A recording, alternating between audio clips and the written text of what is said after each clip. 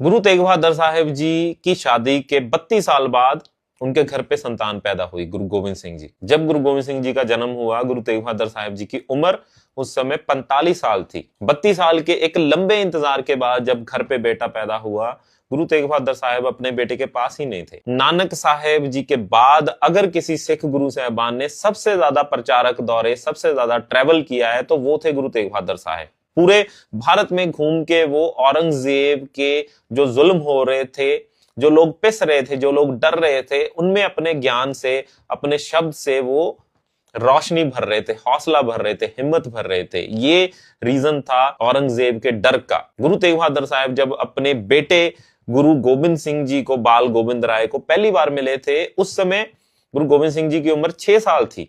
6 साल तक अपने बच्चे को देखा ही नहीं। 7 साल बाद जब वो अपने घर आते हैं, तो 3 साल बाद 1675 में पूरे भारत में से 5 इलाकों से 500 पंडित उनके पास फरियाद लेके आते हैं। कंटेम्परेरी सोर्सेस में ये लिखा मिलता है कि काशी, मथुरा, हरिद्वार, कुरुक्षेत्र, कश्मीर से 16 पंडितों का एक डेलीगेशन, एक प्रतिनिधि मंडल 500 पंडितों के साथ गुरु तेग बहादुर साहब जी के पास आता है। और गुरु तेग बहादुर साहब जी एक बहुत स्ट्रांग मैसेज उनके थ्रू औरंगजेब को देते हैं। इसी वजह से, इसी डर से औरंगजेब ने गुरु तेग बहादुर साहब जी को चांदनी चौक में उनके 3 प्यारे सिखों के साथ शहीद करवा दिया था। अगर आपको ये इतिहास सुन के प्राउड फील हो रहा है, तो और लोगों के साथ ये इतिहास शेयर करें।